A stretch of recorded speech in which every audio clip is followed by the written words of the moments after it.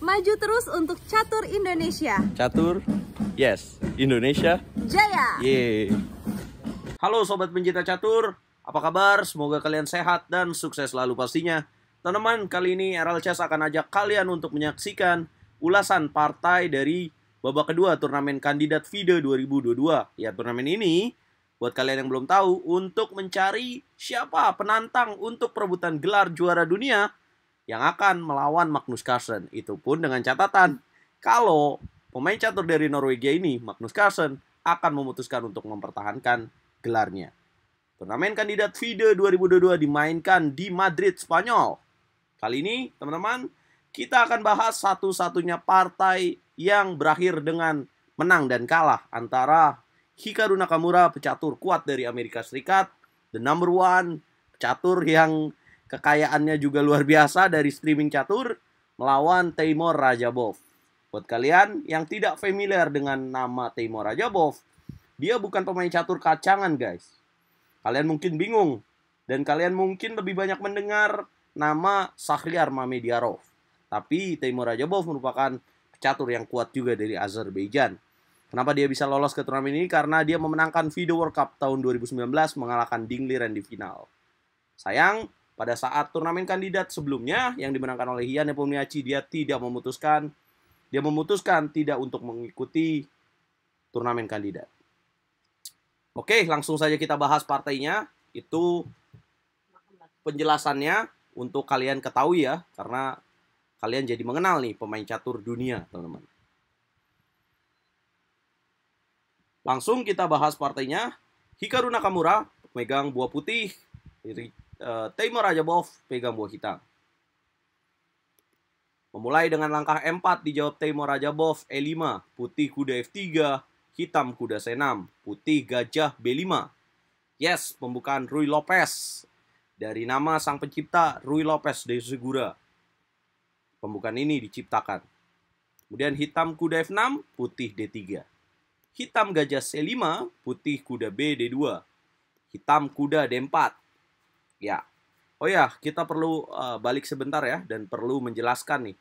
Karena tidak semua yang menonton RL Chess itu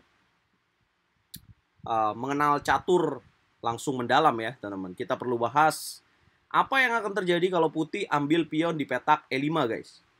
Dengan pilihan gajah makan kuda, maka akan direspon dengan pion D makan C6. Dan kalau kalian ambil pion di petak E5, maka itu sebuah kesalahan. Mengapa? Karena hitam akan memainkan menteri ke petak D4. Ada dua ancaman sekaligus, kuda di petak E5, dan ancaman berbahayanya adalah skakmat di petak F2. Kan bisa gajah E3, bang. Benar banget bisa, sob. Gajah E3, maka hitam akan menteri makan E5. Apabila D4, maka hitam akan gajah B4 skak. Apabila C3, maka akan menteri makan M4. Pion C makan B4 mendapatkan perwira kembali. Tapi hitam akan menyetrum putih dengan gajah ke petak G4.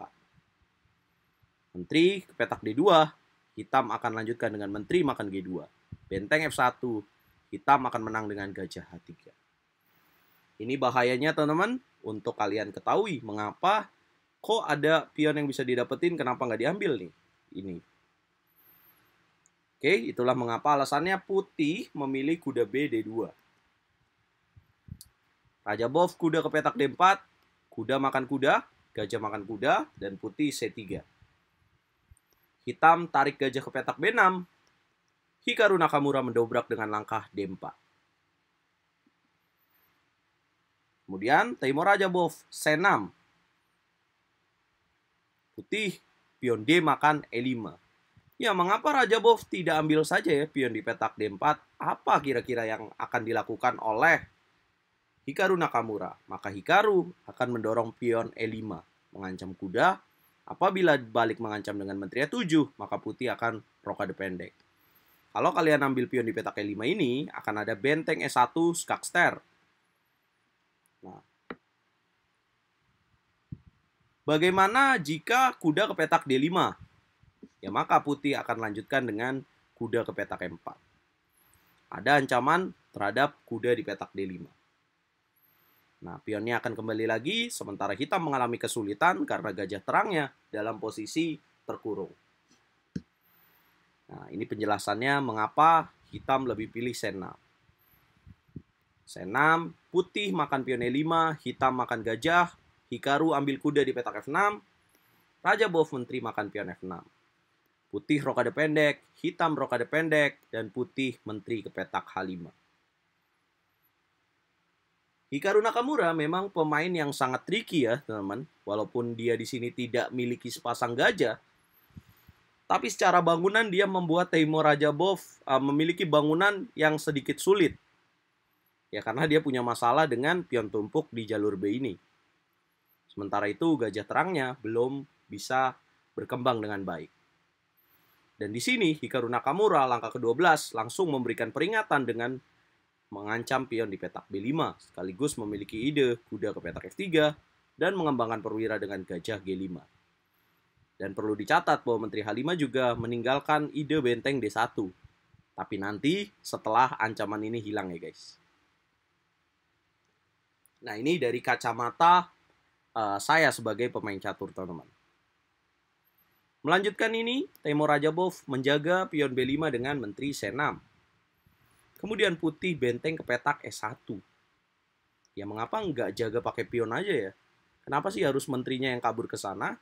Ya apabila 6 maka putih akan lanjutkan dengan kuda F3 seperti yang saya singgung tadi.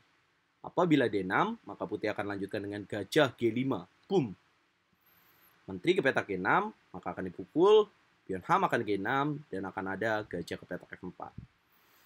Pion D6 ini akan jadi titik penyerangan putih guys.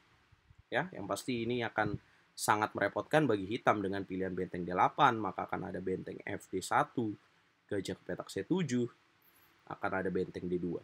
Nah, ini sangat mudah dimainkan bagi seorang Hikaru Nakamura. Ya, sangat jelas kelemahan dari pemain hitam. So, itulah mengapa menteri ke petak C6.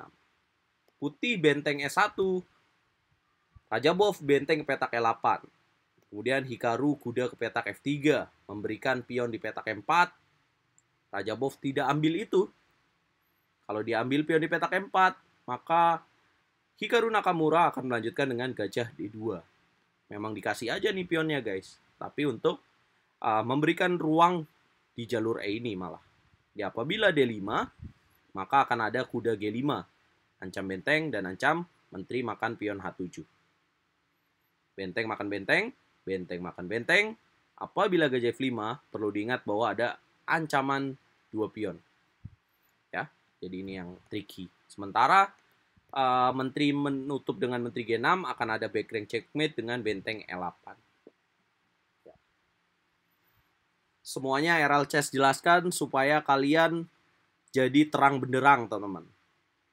Jadi tahu nih kenapa nggak makan pion di petak E4. Ya, itulah mengapa Rajabov D5. Ya karena teman-teman ini permainan catur standar. So kualitas dari langkah-langkah Grandmaster ini pasti penuh perhitungan dan penuh kalkulasi. Jarang terjadi apabila dalam permainan catur klasik kesalahan-kesalahan yang mendasar itu dilakukan oleh pemain sekelas 2700 ke atas, teman-teman, elo rating. Walaupun bisa saja terjadi. Setelah D5, Hikaru pion E makan D5, benteng makan benteng, kuda makan benteng, dan menteri ke petak C4. Kali ini Rajabov yang coba bermain dengan kalkulasi, memberikan satu pion tapi coba ambil inisiatif serangan. Hikaru melanjutkan dengan langkah simple H3, membuka loop. Rajabov gajah ke petak D7. Hikaru menteri ke petak F3, Rajabov benteng ke petak E8. Coba masuk dan mengancam kuda E1. Hikaru gajah ke petak E3. Gajah makan gajah, pion F makan gajah, kemudian benteng E5. Ya, dia coba ambil pionnya kembali. Putih mendorong D6, hitam menteri D5. Putih benteng D1. Hitam menteri makan menteri, kuda makan menteri, dan benteng makan pion E3. Hikaru Nakamura, teman-teman, memang mengembalikan pion yang diberikan oleh Teimo Rajabov. Tapi cerdiknya dari Hikaru Nakamura ini, teman-teman, adalah dia memberikan pion yang lemah. Dan dia memutuskan untuk menjaga pion yang punya aset lebih besar. Itu poinnya. Setelah benteng E3, Kira-kira kalau kalian jadi Hikaru Nakamura akan melanjutkan dengan langkah apa nih teman-teman? Coba tulis di kolom komentar prediksi kalian. Yes, selamat kalau kalian pilih benteng ke petak D5. Boom! Cerdik sekali, idenya adalah untuk benteng E5, memaksakan pertukaran dan akan membuat pionnya promosi. Raja Bov, dia langsung taktis F6. Hikaru Nakamura, benteng C5. Ya, dia tetap berjuang untuk masuk dengan benteng C7. Raja Bov, benteng ke petak E6. Kemudian, Hikaru Nakamura benteng C7. Benteng makan pion D6. Ya, Hikaru menukar pion promosinya dengan mengambil pion B7. Masih saya bilang cukup cerdik sih. Kenapa? Karena dia menempatkan bentengnya itu di baris ke-7, guys. Biasanya baris ke-7 itu akan sangat mengganggu ke lawan kita, guys. Kalau kita menempatkan buah kita di baris ke-7. Hitam A6, putih kuda D4. Hitam H5, putih H4. Nah, ini permainan posisi yang dilakukan oleh kedua pemain. Nah, kalian jadi bisa belajar nih. Benteng kuda lawan benteng gajah.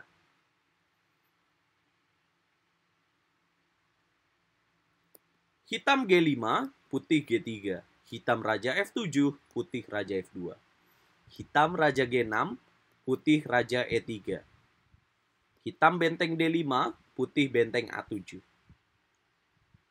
Sebenarnya mungkin kalian sudah bisa menyadari ya teman-teman bahwa kesulitan dan keunggulan ini dipegang oleh pemain putih. Dan kesulitan bagi pemain hitam adalah bahwa kudanya sangat superior sekali dan perwira dari putih memberikan tekanan. Sementara dari sisi pemain hitam ini hanya bertahan saja ya.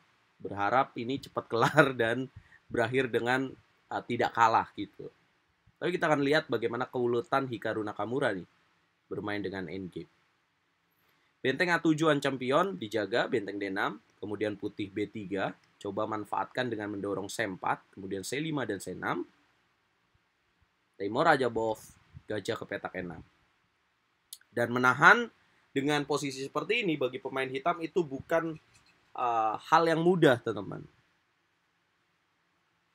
Dalam pertandingan ya, ini bukan hal yang mudah. Benteng C7 dimainkan oleh Hikaru Nakamura. Raja Bov benteng D5. Memberikan perwira gratis di petak E6, tapi dia akan rebut kembali dengan pilihan benteng ke petak E5. Kemudian benteng ke petak C6. Ya, tahu ya kalau misalkan itu cuman sia-sia doang ambil gajah, karena itu yang dimau oleh Teimur Raja Bov. Benteng E5 skak, putih Raja F2. Hitam gajah D7. Nah, kali ini akhirnya Hikaru Nakamura mendapatkan satu pion kembali. Teimur Raja Bov, pion G makan H4, pion G makan H4, dan benteng M4. Yes, teman-teman, memang partainya panjang karena ini sudah memasuki endgame. Jadi kalian pantau terus nih skill dari permainan akhir kedua pemain. Benteng M4, putih benteng D6. Hitam gajah C8. Yes, memberikan pion di petak B5. Tidak ambil itu, tapi benteng D8 dulu. Gajah ke petak G4, benteng D5. Kemudian hitam kembali lagi gajah C8, benteng C5 Hikaru Nakamura. Gajah ke petak D7, benteng C7. Ya, tidak buru-buru mengambil pion di petak B5 ya. Mengapa sih dari tadi nggak ambil aja pion di petak B5? What happened nih? Aya naon ya? Apa yang akan terjadi kalau misalkan ambil aja pion di petak B5? Apabila mengambil sebenarnya juga unggul, tapi keunggulannya tidak sebesar dengan pilihan dari Hikaru Nakamura. Maka hitam akan ambil pion di petak H4. Ya, jadi punya gangguan dari pion promosinya ini di jalur H. Ya, kira-kira seperti itu, guys. Benteng C5 gajah D7, benteng C7 gajah E8. Ya, coba membuat gajahnya jadi terperangkap dulu nih. Hikaru Nakamura lebih memilih menjaga pion H4 dengan kuda F3. Ini kalau menurut pandangan saya, dia tidak ingin bermain dengan resiko, teman-teman. Jadi posisinya udah unggul, tapi Hikaru Nakamura nggak mau memberikan kesempatan sedikit pun kepada hitam untuk memiliki sengatan ancaman dengan memiliki pion promosi ini, teman-teman. Timur Rajabov benteng E6, putih benteng A7. Benteng E4, benteng A8. Raja F7, benteng D8. Benteng E7, benteng D2. Benteng E4, benteng D5. Ya, masih mencari cara untuk menang. Raja G6, putih A3. Benteng E7, kuda D4. Benteng E4, barulah Hikaru Nakamura memang harus berani mengambil pion B5. Karena dari tadi kalau dia tetap menjaga pion H4-nya, dia merasa ya, baru menyadari bahwa wah nggak ada progres nih kalau misalkan kudanya cuma diem doang menjaga di petak F3. Dan inilah keputusan berani ya di partai ini dari Hikaru Nakamura yang mengalami kekalahan di babak pertama dengan mengambil pion B5. Ya, benteng makan pion H4, putih memiliki 3 pion A, B, C, sementara hitam F dan H. Kembali lagi kuda ke petak D4. Hitam benteng H2 skak, raja G3. Benteng D2, C4. Benteng D3 skak, raja naik ke petak H4. Gajah F7, putih benteng D8. Benteng D1, A4. Benteng H1, raja G3. H4 skak, raja G2. Benteng C1, A5. Raja H5, raja F2. Coba menempatkan posisi rajanya dalam petak gelap ya, agar tidak terkena skak oleh gajah. Raja ke petak G4, benteng F8. H3. Apa yang akan kalian lakukan dalam posisi ini, teman-teman, sebagai pemain putih? Apakah mengambil gajah atau menjaga pion nih? Yes, lebih tepat mengambil gajah. H2, benteng G7 skak. Raja F4, ada skak kuda ke petak E2. Ya, mengapa tidak raja ke petak H3? Ya, maka putih akan menang dengan benteng H7. Pion H2 akan jatuh, guys. Itulah mengapa hitam raja F4. Di sini, slip calculation dilakukan oleh Timur Rajabov. Kuda E2 skak, raja E5. Kemudian kuda G3, benteng C2. Ya, kalau langsung promosi, jelas akan kalah ya. Karena 3 lawan 1 pion. Raja F3, benteng C3, raja G2, benteng makan pion B3. Ya, kalau misalkan dia makan kuda, guys, makannya bukan pakai raja ya, tapi pakai benteng. Benteng B3, A6, benteng A3, A7, raja D4, kuda F5 skak. Raja C4, Hikaru melakukan jembatan Lucena dengan Lucena position dengan benteng B7 yang membatasi pergerakan raja untuk petak B5 dan menyerang pion B6. Raja C5. Kira-kira apa kunci kemenangan bagi pemain putih dalam posisi ini? Yes, kuda ke petak E7. Langkah penutup di langkah ke-75. Hikaru Nakamura mengakhiri harapan dari seorang Timur Rajabov untuk bisa bertahan dan tidak kalah dalam posisi ini.